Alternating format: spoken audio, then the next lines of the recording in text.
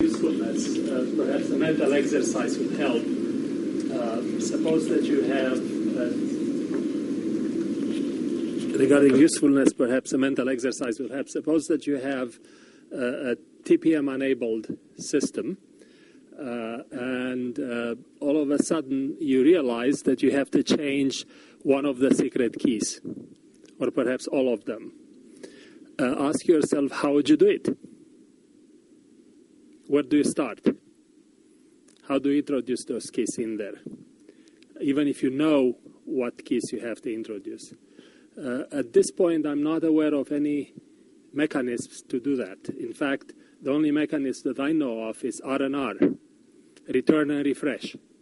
You send your laptop to the manufacturer or some designate, and then they refresh the key and send it back to you. At least that's what happens with games nowadays.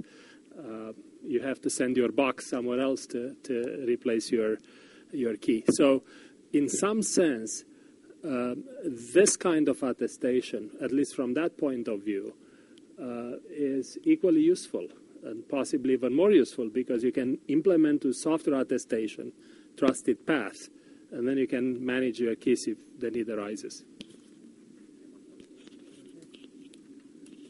So Virgil was describing the pains of R&R. In fact, that's something we might overestimate as researchers. I recently was in a meeting with representatives of AT&T, and I described what would happen if malware were detected and so on. And in the end, they said, well, people might come into the store, and we like that. So, it's good to understand the market pressures here, too. The market doesn't always react the same as we do. Actually, just to emphasize also what Virgil just mentioned, this software attestation really gives you, there's no secrets that you rely on. Right now, traditional attestation, you rely on the fact that the private key of the TPM chip is a secret. Now, in software attestation, there's no secret on the device, right, that you need to verify. And that fundamentally changes the attack surface. Right? If there's no secret that needs to be protected, there's no secret to be stolen.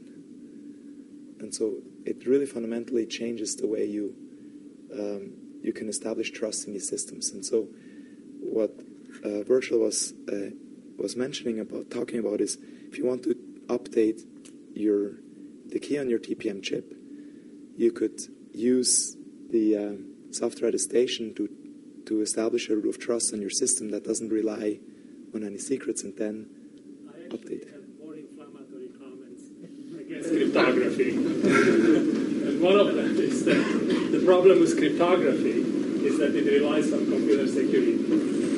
Right. It relies on access control and which is a computer security principle. So a lot of cryptography today relies on the secrecy of keys, and I think there's a lot of questions, but half the room is probably really cooked already. But let's take a few more when we see the first person drop. So how do you? So I have a question then. How do you propose that the TPM secret be lost, and how does that compare to the hardware undergoing substitution in your scenario, and effectively then being compromised and erroneously reporting being a good attestation when there's really something bad run alongside it? Do you understand what I'm saying? Yeah. So how is the TPM compromise that you're alluding to any different than the hardware compromise that would have to occur for your system to? So there's one difference here. So what? Well, because this microphone projects to the room and this one to the camera. Okay. So the way we envision handling that, remember that what software attestation does, it makes sure that you establish an environment that's fully protected. That does not require typically the devices that change all that often. In other words, you are not going to change your chip all that often on your system, nor are you going to change your board. If you do that, you change your system completely and you start from scratch.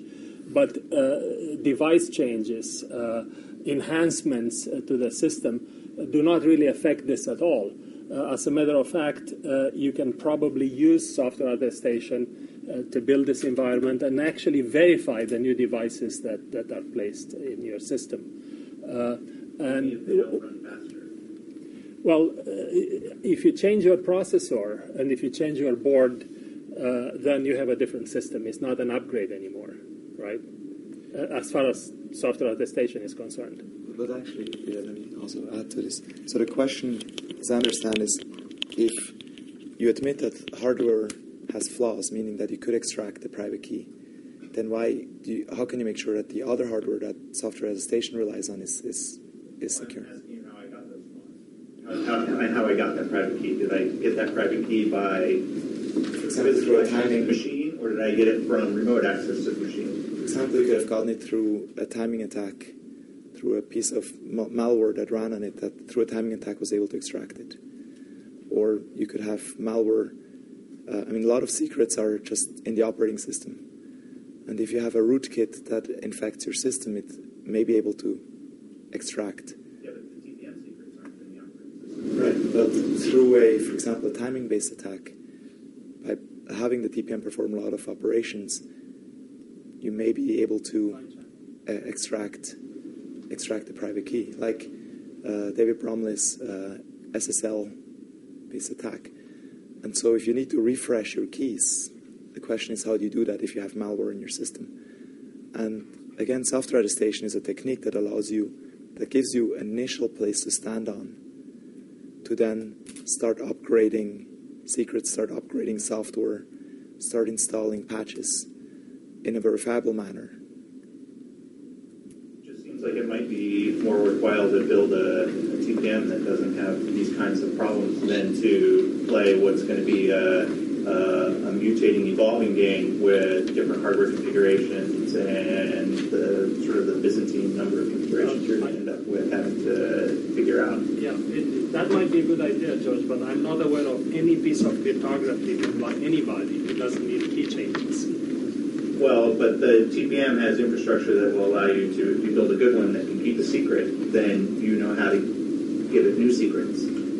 Well, that's exactly the idea, is how do you give it new secrets from that secret? Well, I think the protocols to do that are kind of established. That kind of chaining of secrets to secret is what people don't want to do. Because if you build one of them, if you break one of them, you break the whole chain. Certainly you have to be careful in designing how they're used in the system. I'll give you that. And you're wildly unclever. But with hair, I'm not convinced that you can't either. Well, here is that simple mental proof why you cannot do it, right? You have two boxes. One is called authentication. One is called access control, right? So chicken and egg. Each depend on each other. We have a circular dependency. Now, how do you break the dependency? There are only two ways, right? You break one box, access control, and you say, look, I protect my secret in hardware, okay? And now I can build on the top of that secret authentication, and I can build even other second-level access control, more sophisticated mechanisms. The other way is to break authentication and say, look, I'm going to have a very rudimentary form of authentication here without any secret, and then build access control, maintain secrets, and build even further access control to the attestation. Those are the only two ways, and they are orthogonal. There is nothing else in between, right? So it depends how you want to slice it. Software attestation slices the authentication part into a rudimentary part, and on which you build access control, and then a more sophisticated part. The TPM slices the access control, rudimentary access control, hardware-based, and then builds authentication, and then more sophisticated access control. As I said, there is nothing in between. So that's why I think that these are the only two fundamental methods or primitives that we can play with. I don't know if Marcus would accept that.